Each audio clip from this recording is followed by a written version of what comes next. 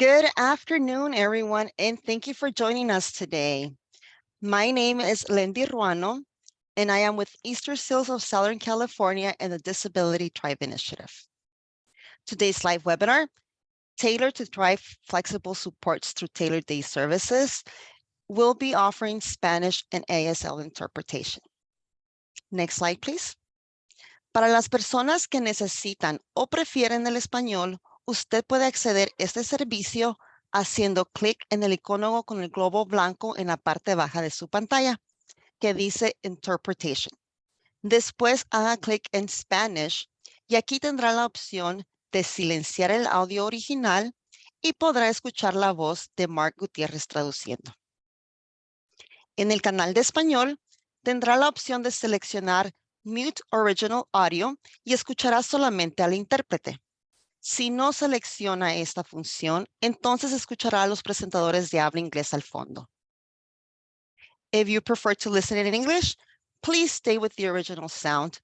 If you select English, you will hear silence. Our ASL interpreter, Betty, has been spotlighted so she can always be seen throughout the presentation. Depending on your device, this may mean that sometimes you cannot see the presenters. We do apologize for the inconvenience, but we want to make sure that this live meeting and the recording can be accessible to everyone. This presentation will have closed captioning, which you can access by using the button at the bottom of the screen. Next slide, please. A few things to note about Zoom before we get started. This meeting is being recorded to allow us to refer to today's discussion and the input we receive. You can hear and see us, but we cannot hear and see you. Everyone has been automatically put on mute and your camera is not on. Chat is not activated for attendees. However, presenters will be sharing some information through the chat during the webinar. If you would like to ask a question or provide a comment, please use the Q&A feature at the bottom of your screen. As a reminder, we ask you to please indicate who your question or comment is directed to. We do have staff monitoring and responding as necessary. Some questions will be answered in real time. Sometimes we may ask you for an email to get back to you, or we may answer them at the end of towards the end of the webinar so that we can do the live Q&A portion of it. Si usted necesita hacer preguntas o quiere hacer un comentario en español, lo puede hacer utilizando la caja que dice Q y A. Tenemos personal bilingüe que está asistiendo y le podrá contestar las preguntas. Van a haber preguntas que se contestarán al final en una respuestas y preguntas que vamos a tener en vivo. Finally, at the end of today's webinar, we will be asking you to participate in our post-event survey. Once the webinar is over, a new window will pop open with the survey. Please provide your feedback so we can improve on future events. Now, it is my pleasure to introduce Executive Director at California Disability Services Association, Barry Giardini, and Director of Person-Centered Culture and Practices at Easter Seals, Southern California, Amber Carey Navarrete. Amber, Barry? Thank you so much, Lindy. Good afternoon and welcome to everyone to the latest installment of the Disability Thrive Initiative's webinar series. I'm going to pass it off to my co-lead here, Amber, to run you through today's agenda. Thank you so much, Barry. It is said that the only constant in life is change, and that is certainly true in disability services. We have all grown and evolved over the years as we strive to be more person-centered and support people to direct their own lives. Luckily, we're not alone in these endeavors. The California Department of Developmental Services and all of our regional centers continue to respond to these changing needs, updating and adapting policies in response to the advocacy of individuals served, cultural shifts in our communities, and even major world events like a global pandemic. In this vein, we have an expert panel of presenters with us this afternoon to share the latest updates to Tailor Day services and to highlight how these services can help people achieve their dreams and goals in our continually changing world. As you can see on the agenda, we are honored to be starting with opening remarks from DDS Director Nancy Bargeman. We will also be hearing updates on state policy for Tailor Day services, as well as the role of regional centers, what these services look like in action, and the experiences of those currently using tailored day services. If you have questions throughout today's presentation, we encourage you to submit them through Zoom's Q&A feature. We will have people behind the scenes answering these questions and have even dedicated some time at the end of today's session to answer some of these questions live. Next slide. Now, without further ado, it is my great pleasure to introduce our Department of Developmental Services Director, Nancy Bargeman. Director Bargeman's distinguished career in developmental services field goes without saying and led to her appointment of DDS Director in 2016. Director Bargeman, thank you for all of your work on behalf of the disability community, and thank you for joining us here today.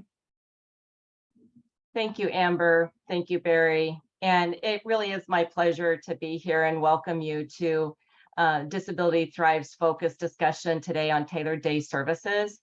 There's been a lot of work that's been done over the last few years through the pandemic.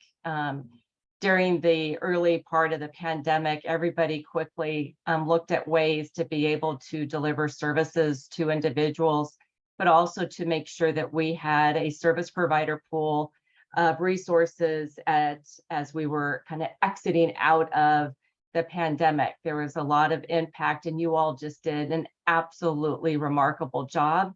And one of the greatest things is that we had learned about what is some benefits that was through the pandemic that we were able to have those lessons learned.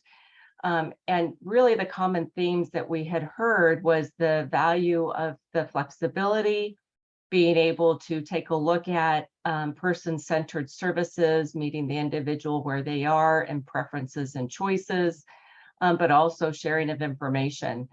And I just really want to congratulate Disability Thrive and the work that you all have done in being able to have information shared statewide.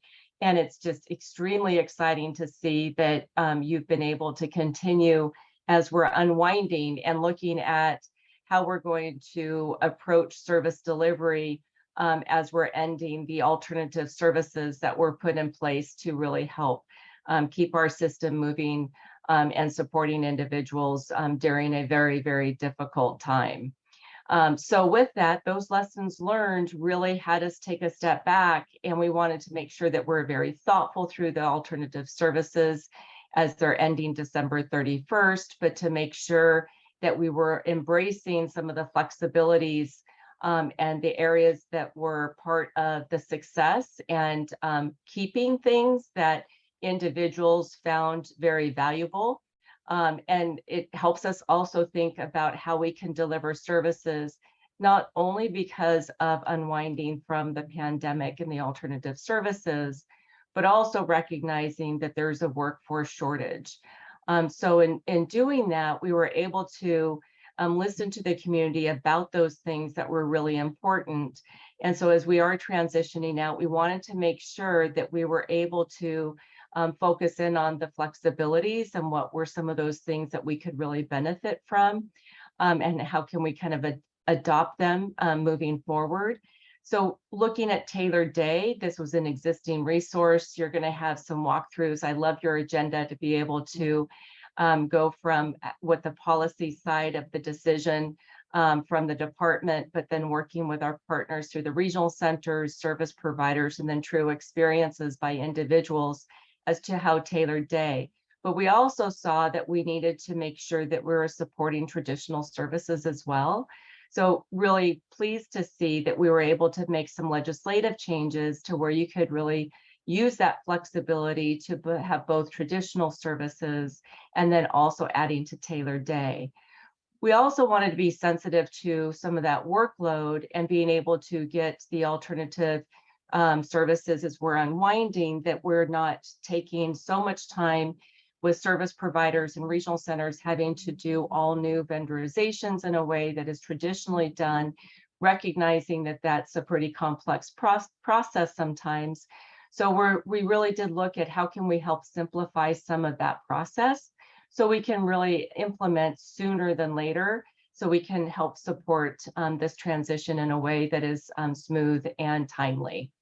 I'm really pleased to see that by this approach with tailored day services, that it is continuing to be in a person-centered way and supporting individuals and maximizing those opportunities of flexibility, but leaning in on supporting individuals' choices and creativity.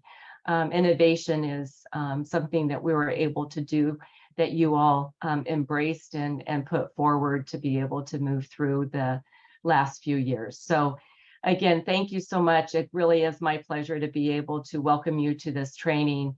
And I'm looking forward to kind of hearing the presentations and the experiences of individuals and seeing how we can move forward and benefit.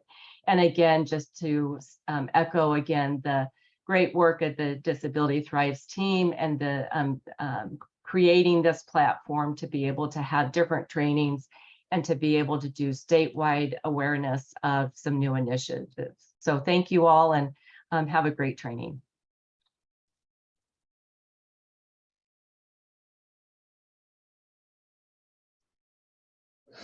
Thank you again, Director Bargeman, and very humbled by your kind words for the Disability Thrive initiative.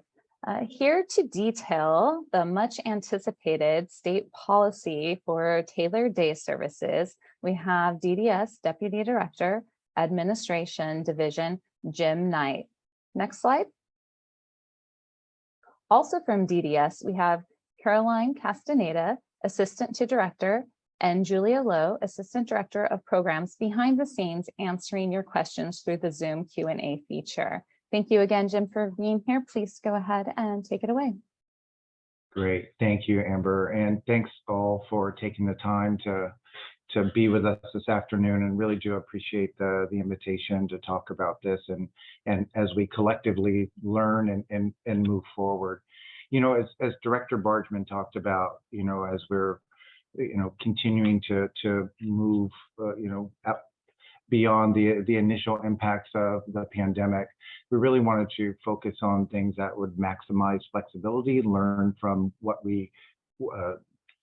occurred, and then make sure that we can, as some recent law that was enacted say, really build towards a more person-centered and outcome-based system. So one of the ways that we can support that is to increase some flexibility and some options for folks. And specifically, one of those ways is through tailored day services. So I am going to go through today the policy. So most of the policy really is outlined in the law. So I'm going to go through the law about kind of what tailored day is and some of the specifics that are in the law. And then I'll point out two things in particular that will be coming out here in the next several days about some specifics on, as Director Bargeman mentioned, kind of the vendorization, what needs to be done at the provider level, and then what details need to be done down at the individual level as well. So to start with, and also Director Bargeman mentioned that, you know, the tailored day has been an option for quite some time. It was started back in, I think it was 2008 or 2009. So it has not been utilized widely. And one of the changes that we'll talk about a little bit later on today is because prior to July, one of the some of the rules that were in place then required that tailored day had to cost less than the services that you see listed here. So that is changed now beginning in July, and we'll go into more specifics on that. And also it was a choice that had to be made. It was either or. So people had to choose either a tailored day option or one of these services. Now they can be used in conjunction or in combination. So we can go to the next slide. So tailored day is really designed to, and it's outlined in the law, to increase individuals' opportunities to do the things listed here. The four that are furthest most to the right, I'll get into in more detail, but really the two that I want to highlight here, and you'll hear a lot probably with other presenters, and certainly I'm going to focus on this as well too. These are two just critical things here. One, folks need to be in charge of their services and get support to create those services that meet their needs. And so you're going to hear, again, that theme throughout the discussion today, is that we really want to make sure that those principles are in play as we move forward. So we can go to the next slide. So one of the things that's required in the law is what's called an individual service design. And so that's one of the things that I said that while it's referenced in the law, will be part of the guidance that we put out here over the next several days. It's going to be a template for what that individualized service design is. Because unlike kind of the services that are provided now, those are more program designs that are at the provider level, if you will. This is at the individual design. So the people are being supported, as I said on the prior slide, to be in charge of what their services are and help design what those supports look like. And so this individualized service design is going to be simple. Again, it's going to be a template that's going to outline some of the changes and the supports that we'll talk about later, be more of a checkbox, kind of fill in the blank, very simple, that then goes through and has to be included as part of the individual program plan, just like other services, developed through a person-centered way. And then even though it says approved by the regional center, that's really, we're talking about the individual program plan process. So it's in agreement or with agreement with the regional center and the consumer, is that these services are going to be put into place. So this is really this individualized service design, kind of flipping a little bit to a certain extent. Instead of an overall program design, it's really from the individual, from the consumer up. Okay, next. So what are some of those differences and those options? And so this lays out a few. Again, these are all in the law. The individual could choose to fewer days or hours than they're receiving now through one of the programs or services listed here. You have flexibility in the number of days, how long during the day you want to receive services, and also where services can be provided. In particular, we know that a lot of folks have benefited from receiving services remotely in some cases, and that can continue through this tailored day option. It could still, services could still be provided in the same location that they are now with the day services or work activity as well. People have flexibility on where and how those services are being delivered. So again, this is kind of some of those design options that can be customized based on each individual. So next slide. So what goes in that? What are the priorities for that individualized service design? So it says here, there's these are again from the law. There's obviously a focus on work, whether it be paid, volunteer, or even through internships, also higher education, but really giving individuals that greatest opportunity that they can to direct their own service, and also increasing, as it says here, the individual's ability to be included in their community. So one of the things that, just obviously this is a guideline, and this is not, it says, the law says including these, but not limited to. So one thing I also want to point out in the law says that we're required to do a review of collectively, not just the department, but in conjunction with folks who receive services, family members, providers, regional centers as well, to really see, hey, how is this working over the next year and a half or so, and then provide an update to the legislature on essentially what have we learned. Are these the right things to focus on that you see on this slide? Should we expand or change the scope of the service? In addition, and we'll talk more about the rate too, do we want to set up a rate model that's specific to this services, or a rate that specifically covers and really supports the delivery and provider pool for tailored day services? Since we had, even though, like I said, we've tailored day option has been around for a while, we haven't been able to do it in the way that we are now with some of the changes, or will be able to do now. So this gives us a little bit of time to learn, and then over the next year and a half or so, really learn even more as more folks take advantage of this option, and then what can we do to change to continue to make it and improve. So next slide. So I mentioned some of these changes, but just to point these out. So starting in July, the first one, as I mentioned before, prior to July, if individual wanted to tailor their day services, then that was their only option. They then could not also use day program, employment, work activity programs as well. Now you can, beginning in July. Still can't be on the same day, except if it's an individual that is transitioning out of a work activity program. And then those services could be used on the same day, so the work activity and the tailored day for a 6-month period of time to help in that transition. Rates. I mentioned earlier that prior to July, the law required that the tailored day services cost less than either the day program or works services. Now there is and we'll get into this in the next slide, a way to actually create the rate. And it's based on the rate model here, or the rate study that we're in the process of implementing now. And then also sets in the law the total monthly hours of tailored day, and can't be more than the number of authorized days times 4 hours. So what that means is that if a person chooses to use, let's just say it's a four-week month, so that's usually about 20 days of service, right? So if someone wants to use, say, 10 of those days in a tailored way, then 10 days times 4 is 40 hours. So over the course of the month, they could use 40 hours.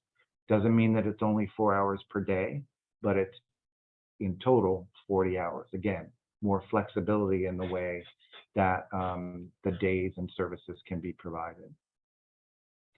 And go to the next page. So this is the rate. I mentioned that there was a rate study. I'm sure folks are familiar with it, but if we can put in a link to the chat where you can find these rates. The rate study did propose rates, and they're different for each regional center. So what you're seeing here is just an example for most services that are provided, but tailored day was not one of them. So we used and based the rate in the law.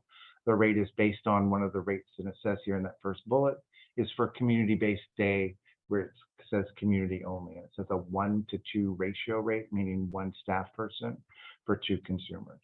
So that's what the rate is based on. So if you go up to the top there in the blue, so let's just assume that rate, that 1-to-2 ratio rate is $26.85. Requires us to do a little bit of math.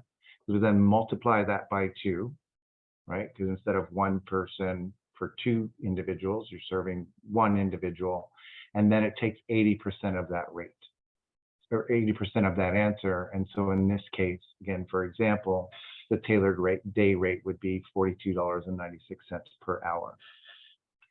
So that means there's not a negotiation process that needs to go on. It's going to be set for all providers, or for providers who begin offering services after June or July, starting in July. This would be the rate. It would, again, vary by each regional center for those who are serving individuals starting in July.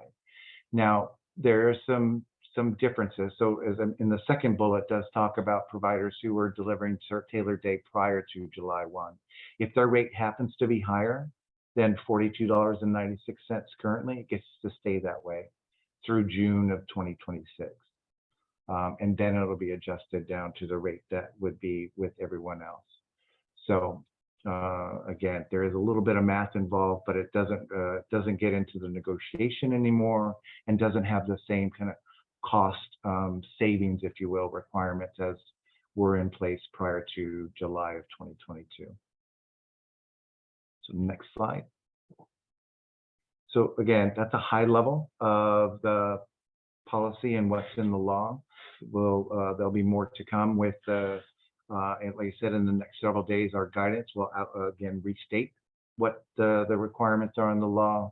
And then the two additional things will be the vendorization kind of program design addendum, and also the individualized service design as well. So I will turn it back to you, Amber. Thank you so much. We really appreciate the detail that you went into there. I know it's high level, but it gives us a lot to get started with as we are looking towards the future. And obviously we'll all be in anticipation of what's to come here in the next several days. So thank you to you, Jim Knight, as well as all of DDS for your help and support in navigating these changes. And now I would like to introduce Jamie Patino, Employment Specialist from Kern Regional Center. And we're really excited to hear about the Regional Center's role in Tailor Day Services. So thank you again, Jamie, for being here today. Thank you so much for having me. Next slide, please. Well, first of all, as she said, my name is Jamie Patino, and I have been with Regional Center for, it's going to be 3 years next month. And so I'm really going to be talking to you about how we've used it the last few years, or how it's been used, and just our role as a regional center, as service coordinators, you know, just some examples of how we've used it or how our individuals have used it. And so just to start out with our roles. So the three main ideas of the Tailor Day is just increasing that integration and inclusion. So if it is a goal that somebody has and they're wanting to do something that could potentially increase their integration or inclusion, maybe the Tailor Day services could be an option. Development or maintain work or volunteer opportunities. If those are goals that an individual has, then maybe Tailor Day services can be an option. Or even in pursuing higher education, that Tailor Day services could be an option. So the Regional Center supports the Tailor Day services. So between myself and the service coordinators, I myself will work closely with the vendors if they're wanting to add this as a service in creating the program addendum. And then our service coordinators provide that necessary information to help people create a strong service plan and to help people discover and embrace their potential through the Tailor Day services. Next slide, please.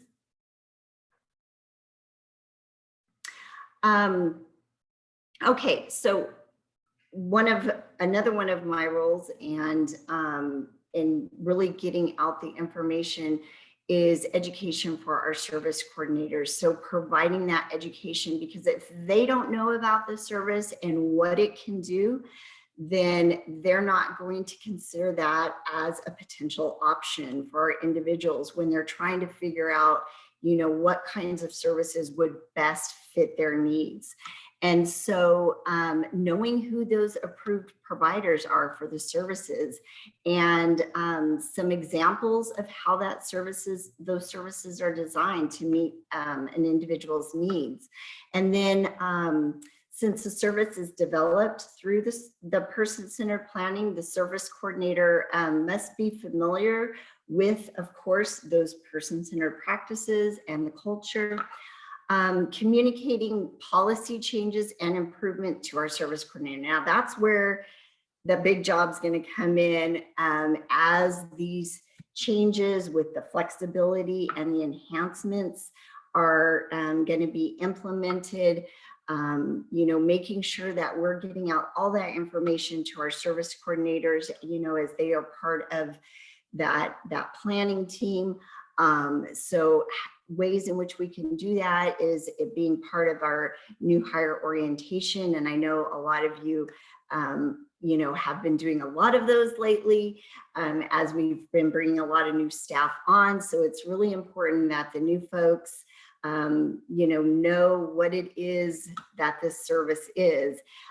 Staff meeting presentations, going into the smaller groups of those staff meetings and being able to give that information.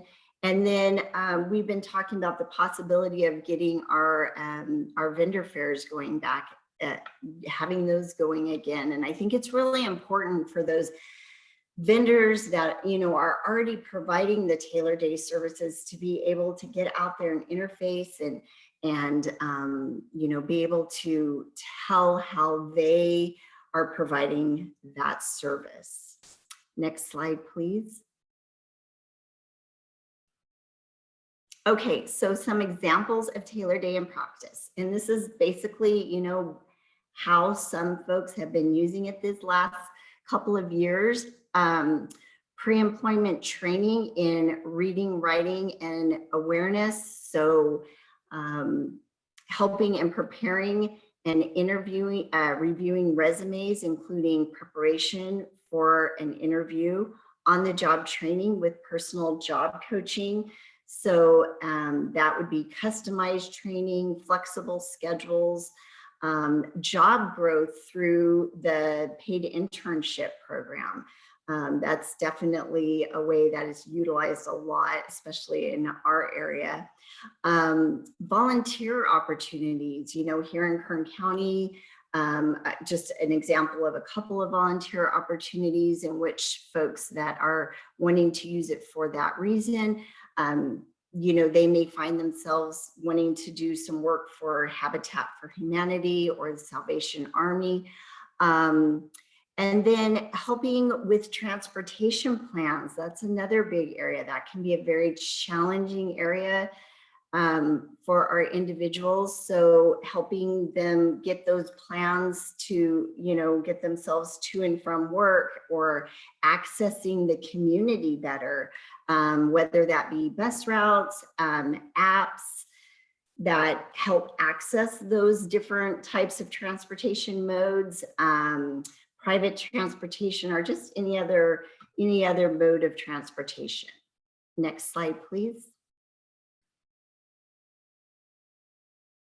Okay, some supports for higher education. So this was something that was mentioned, by Jim, and then also at the beginning of my presentation, that an individual might want to use this for supporting. So we have Bakersfield Junior College, and a lot of people, we refer to it as BC, a lot of people utilize that as a very popular choice here in Kern County.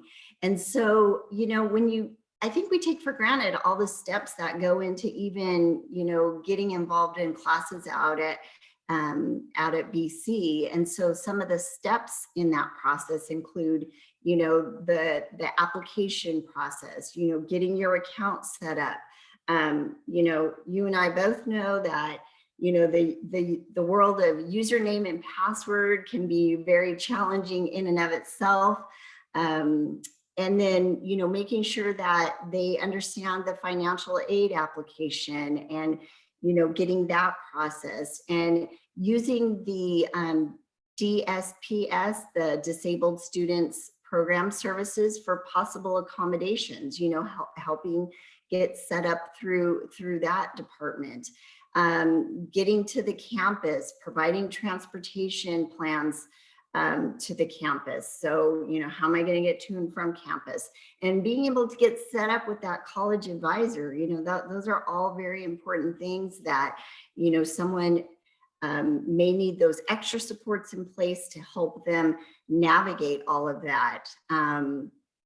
Another example, we've had individuals who are wanting support in getting like their food handler certification. And there's other, certification programs through BC or other areas that they are looking for supports in helping them to obtain those certifications. Next slide, please.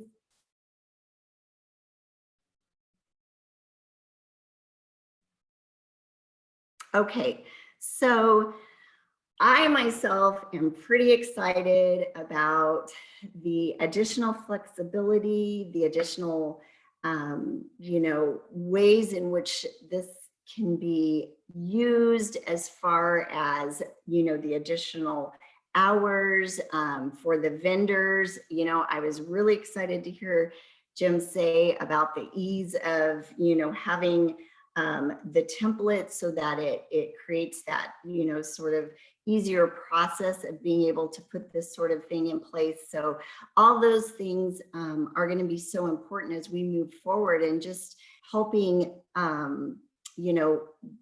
potential vendors and our individuals see the benefits and flexibility if Tailor Day services can be something that could benefit them.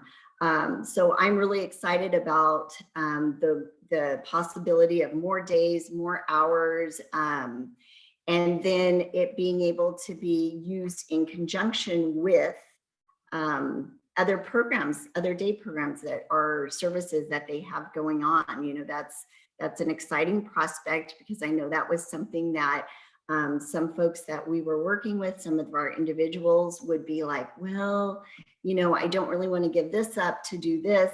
I really wish I could do both. I heard that all the time. So it is thrilling to see that this is actually something that's getting put into place. So, and with greater flexibility, we're able to meet more of the needs. So thank you very much for having me. Thank you so much, Jamie. I really share in your enthusiasm about seeing how the greater flexibility hopefully will really lead to even more outcomes than those that you shared on your list. So thanks again for being here today. Thank you. So next, from Becoming Independent of Santa Rosa, I would like to thank Tiffany Simpson, Director of Employment Services, for presenting today on Tailor Day in Action, and Lolani Calafili, who will be behind the scenes answering your questions through the Q&A feature. Thanks again, Tiffany. Go ahead and take it away. Awesome. Thank you for having us here today. We are really excited to share with you a little bit more about our Tailored Day Services program at Becoming Independent. Our hopes today are to showcase what we do and how it is impactful for the individuals that we serve. And thank you to Leilani for being behind the scenes and doing those questions for me. Just some quick stats about us, some information. We started our Tailored Day Services program 8 years ago. We started serving our first person in November of 2014. We were the first agency in our county, Sonoma County, to receive this vendorization.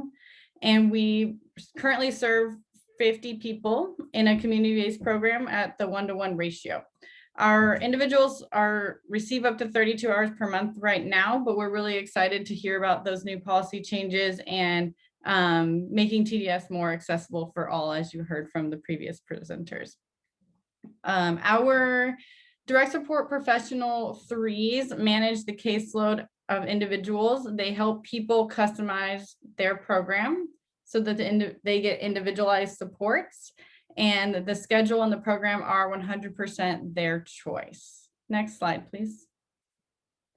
Some of our values at Becoming Independent really guide us in our everyday work. We strive to provide each person with human dignity and empowerment, to serve and teach them with integrity, to be an active part of the community. We want to be engaged and engulfed with a full sense of belonging, and to be innovative, always looking for new and improved ways to provide a better service. One major philosophy of our services is to continue that shift from system-centered to person-centered, as all of you know. BI tailors each person's day to their expressed preferences, their interests, and their goals. The focus is on what's important to them and what's important for them, and that they get to be the guiding light of those choices. We utilize the practice of assuming competence, and we ensure that people are treated as the driver of their services. We give them the power and the confidence to know that they can fill that role. BI has always had an inclusive culture, whether it's in our staffing or the people that we serve. We honor that all people are more alike than we are different, Yet the difference is that diversity makes us unique and allows us each something valuable to offer. Whether it's internal diversity, race, age, ethnicity, or external diversity, socioeconomic status, religious beliefs, appearance, we believe each person brings their unique traits to our organization, and we want to respect and celebrate them. We do that through internal and external trainings, as well as through providing a variety of experiences. We treat everyone with respect and provide equal opportunities. Some examples could be helping individuals learn more about their unique characteristics and experiencing traditions of others. Or we might help people pursue jobs that might not traditionally have seemed like a fit for them, or maybe someone told them they could never do that job. So we always want to help empower them to find those opportunities. BI continues to partner with community members and organizations to create volunteer, recreational, and employment opportunities that will result in developing skills that align with the people's goals. We focus on mutually beneficial partnerships that bring value to both the individual and the employer or the partner. We strive for both parties to gain from the relationship and continue to build our reputation to foster more relationships and grow our network, so that way that the people we serve have more opportunities. Next slide, please. Moving into some specifics of our services. Some of this was outlined in the previous presentations. So we're doing the things that other Tailor Day Services people are supporting. Job exploration encompasses knowing the person. So really working with them through a discovery process, getting to know them. The advantage of our TDS program is we provide one-to-one services so they can explore everything that's available to them and beyond. We get the opportunity to narrow in on what they're interested in and why. We help them dig deeper into what attracts them to a certain job, hobby, or field. For example, if someone expresses they want to be a pilot, we might stop and ask them why, what attracts you to that, what is it about that? And we keep asking questions until we find out they really like airplanes, and we might check out the Air Museum where they can volunteer and give tours and teach people about airplanes. So just really digging deeper and finding out the whys of what interests people. We get to meet people where they are. We practice skills that you might need to help get yourself ready for a job. This can look like a lot of different things. It can be as basic as personal hygiene to interview preparation. We see a lot of people supported with skills like setting up and keeping appointments, timeliness, customer service, role-playing scenarios, and much, much more. We support individuals that want to further their education. We help people register for college classes, manage their schedule, navigate campus, figure out transportation, how they're going to get there, all of those things. Volunteerism is another big or popular goal for people in TDS. We have people who utilize the opportunity to volunteer to build their job skills. So they might use a volunteer job as a stepping stone to further their career exploration. Some people just love giving back to their community, and others find it as a social engagement. Maybe it's just something to help them contribute and feel like they had something to do for the day. Sometimes the goals are less tangible. They're more personal growth related. We have coaches that work with folks on growing their stress management or increasing their socialization, and really focusing on the personal things that they want to work on. This is just a snapshot of the things that you can do with Tailor Day Services. It might be beneficial to think of it as less of a structured program that individuals are fit into, but rather as a flexible support service customized to the individual's needs. Next slide. Our focus is on providing meaningful experiences and building human connections. However, we must utilize some assessments and tools to track our growth. Some of the tools we use are a discovery profile and a personal website. The discovery profile is a small collection of documents that help us get to know someone. This is the ultimate opportunity to break down the different parts of their life and how they prioritize their goals. We learn if they are more interested in pursuing employment or building social relationships or landing a volunteer job. We look at who is in their support circle and what connections that provides for them. An assessment of their neighborhood and their transportation resources can help them to find opportunities that they may not have been aware of in the past. Personal websites are a one-page descriptor tool that can be used as a guide for staff to get to know the basics about someone. This will include how the person likes to be supported and give a snapshot of their experiences. This is an evolving document that should be updated regularly as goals and experiences change. Next slide, please. Now I'd like to share some of the fun things that we're doing. We have individuals volunteering at the Charles Schultz Museum here in Santa Rosa. 2 of our individuals were honored last year as longstanding volunteers. Between those 2 individuals, they have close to 2,000 hours of service at that location. We have people supported in the Santa Rosa Junior College, and we have several individuals who have acquired their food handler certificate in order to work in food services. We like to share that besides retail and grocery opportunities, we have people employed in many different fields. We have everything from drivers for meal services like Uber and Instacart to people working in floral design and bottling at a local brewery. Russian River Brewery is very popular here. We also have 2 published authors among the people we serve, so we like to brag about that for them. Besides these tangible statistics, although they're great, we really think it's worth mentioning that not everyone served will be one of these stories or one of these statistics. However, we know that everyone served will have meaningful change in their lives. It's the less celebrated impact that we believe is the most important. I'm talking about the growth of confidence and self-esteem, the increased communication skills, the ability to manage their stress or fear of trying something new, and ultimately the feeling of belonging and acceptance when someone realizes that they are a contributing member of the community.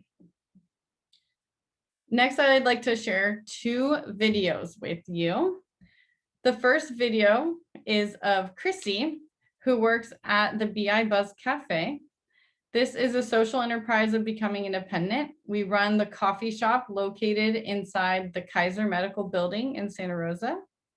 We are able to run the BI Buzz as a training center for people interested in building their job skills and get direct experience in money handling, customer service, and barista skills. Kirsty will share with you a little bit more about her experience. 3. My name is Kirsty Duffy and I work at the BI Buzz on Thursdays. And I started working here in August of 2021 on the cash register. I learned how to do the cash register and I caught on really quickly to that. And I had never done the register before, so that was new to me, and I caught on really quick to that. And what I enjoy at the BI Buzz is I enjoy working with customers, helping customers, and working with the staff that I work with. So.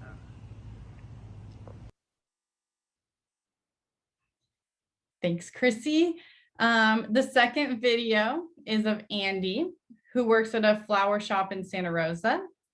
Andy is the longest tenured employee at Petey's Petals. And in this video, he talks about his skill growth and what his coaches have helped him with during his employment.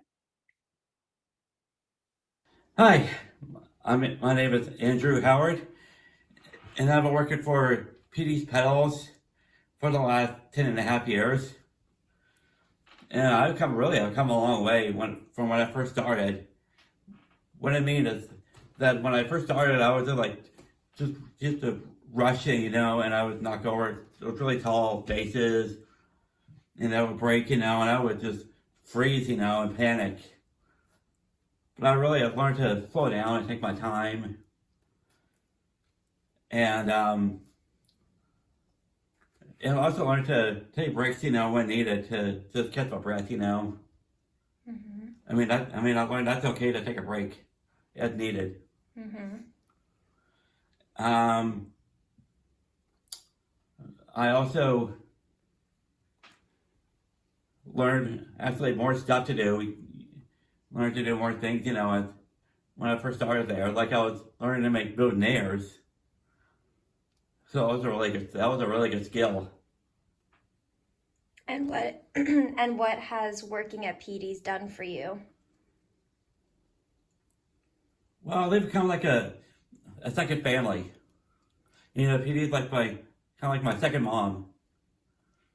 In fact, I started calling her. I first was calling her boss lady, but now I call her boss mom. Oh. And so, but they really care about me, I love working with them.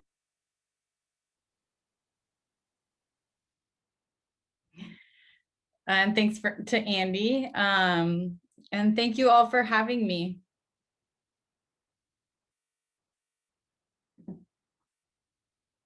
Thank you so much, Tiffany. Really wonderful to see all the great work that you've been doing at Becoming Independent, and to hear some of the voices of the individuals that you serve. I am, again, Barry Giardini, Executive Director at CDSA. I am going to be moderating some questions for Jim Knight from DDS. Obviously, there are a lot of questions that are coming into the Q&A. So I do think we're certainly not going to get to all of them, but we want to touch on at least a few today, and know that more clarity will be coming in the future. As Jim mentioned, there's a directive coming out in the near future. So Jim, you've identified some questions that you wanted to answer today, and I'm going to go ahead and start asking if you're ready to go. Yes, that sounds good, Barry. Okay, so there were a lot of questions around the rate for the Tailor Day services under the new program.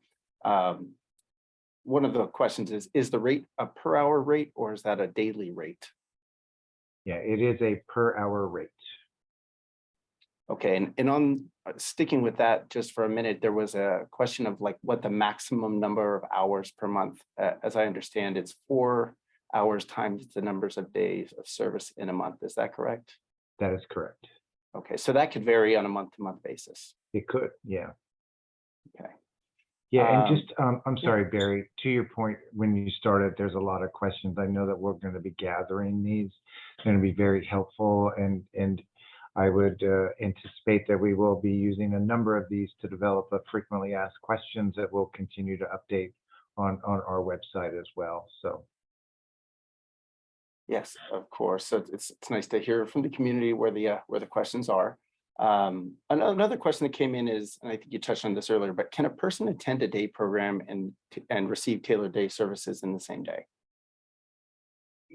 Generally, no, except for those folks that are, as I mentioned, and this is in the law, it says that folks that are in a work activity program and that are working on transitioning to either an competitive employment situation or higher education. So in those instances, people can receive Tailor Day on the same day as that work activity for a 6-month period of time. Got it. Okay, here's a longer question, so bear with me for a sec. If a provider was vendored before July 1st of 2022, but had a limited number of hours per month allowed for services under TDS in the previous model, will they be allowed to offer more hours if the individual wants or needs those additional hours up to the limit that you outlined earlier? Yes. Long question, but a simple answer. Yes. So in general, yes, the rules have changed beginning in July for that. Okay. Another one here. As part of our day program, we are already providing those services. Do they have to do Tailor Day services? No, and that's a good question and why I wanted to choose this. So this is an option. right? So in some cases, people's needs may be met currently, or they may be, you know, without this tailored day option. And so there isn't a need to switch if that's working already. So this, again, this would be an option for folks who want to have some more flexibility. So. Got it. Another long one for you. The question was, when looking to create some layered flexible services for those in these programs, they were directed away from tailored day services and towards a community-based 055 option. These two programs seem very similar. Are they used interchangeably? And does tailored day services require a new program design as was required for their 055? So I'll answer the second part of that first. So there won't be a new formal program design required. As I mentioned, we'll have a template, going to be one page. That's our goal.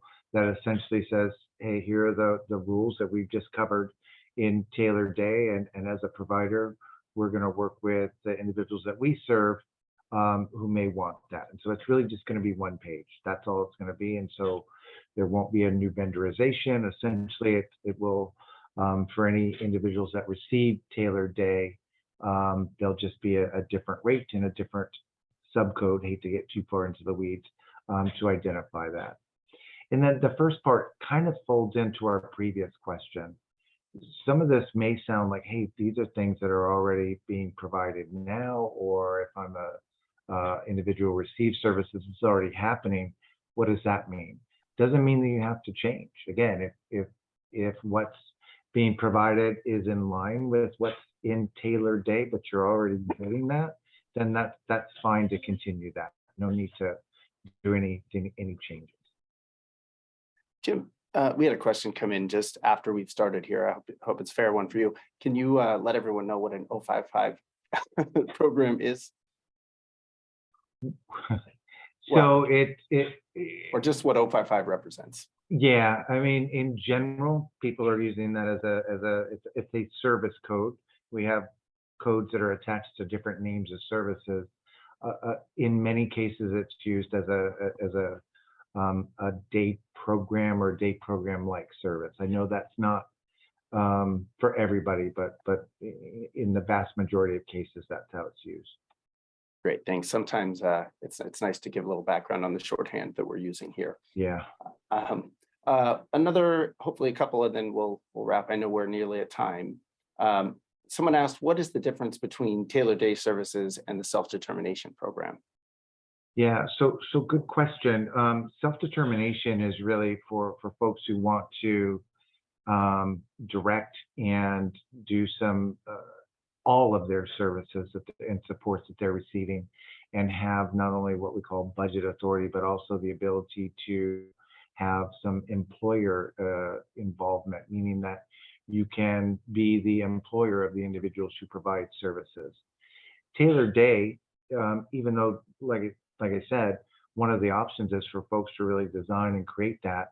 The tailored day that we're talking about now doesn't have that employer authority. However, there is a part of tailored day that's called vouchered, I believe it's vouchered community-based services, that does allow for folks to choose, have more control and direct those individuals who provide the services. When they choose, they can hire directly the individuals that are providing the service. So really the difference is, this is one service, self-determination, all services would apply where people have that broader range of control and flexibility. Great. And just the last one that's come in multiple times, the rate that you shared for the tailored day service, is that an individual rate? It is an individual per person per hour rate. I know it's confusing because it's based on a 1 to 2 community-based day ratio, but it is. Yeah, it is. And the reason I know that is kind of confusing, it's because the rate study did not develop a 1-to-1 rate. So we had to kind of start with the 1 to 2 rate, and that's why we did the doubling. So that would assume that we're down now closer to a 1-to-1. Okay, well, unfortunately, we're going to leave a lot of questions unanswered today, everyone. We knew that we weren't going to have enough time for Q&A, but we tried to touch on some of it. And again, as Jim shared, I think we're going to have more information coming from the department soon with the FAQ page, et cetera. Jim, any last words? No, again, really appreciate the opportunity to be here and look forward to continuing to work with all of you and others as we move forward. And I do believe there will be other opportunities, I know through Disability Thrive, but also moving forward to continue to work through, answer questions, and really not just answer questions, but learn from all of you about how things are going. So thank you. Thanks so much, Jim. Appreciate you being here today and sharing this information. We look forward to working with you going forward on this. Well, everyone, as I mentioned a couple times already, I know that we left some stones unturned today, but hopefully we've at least walked through the basics of the new changes. You've seen how it's going to work at regional centers. We've gotten an opportunity to see some of it in action, and hopefully that information helps you kind of understand how you might be able to use this going forward. We will have a lunch and learn on Friday to continue this conversation in a live meeting. It'll be Friday, October 7th from 12 to 1. It is a meeting setup, so there's a live interactive sort of component. If you can register now at lunchandlearn.disabilitythriveinitiative.org. Next slide, please. And I will kick it over to Amber to walk us through the rest of the slides. All right, great. Thank you, Barry. Yeah, so we hope everyone can join us for our last webinar of 2022, November 16th, same time, Wednesday at 3 on workforce stability. I know a topic very near and dear to all of us right now, and you can register right now already at webinar.disabilitythriveinitiative.org. Next slide. As always, we like to make sure there are a lot of resources available to our shared community. You can find a resource library on our website, disabilitythriveinitiative.org. And if you want to stay up to date with the latest that is going out from the Disability Thrive Initiative, you can get email updates if you go to signup.disabilitythriveinitiative.org. Next slide. Thank you all for being here with us today. You can reach out to us also via our email, info@disabilitythriveinitiative.org. We look forward to seeing you this Friday as we continue the conversation, as well as our future webinars. Please take a moment to fill out the survey as you leave this webinar today. And a giant thank you to our interpreters here today, to our closed captioner, and everybody who is part of making our webinars as accessible as possible to our community. Huge thank you to our team and everybody behind the scenes, and also as well, of course, our many presenters here sharing their expertise with us on Tailor Day services. Take care, everyone, and we look forward to seeing you soon.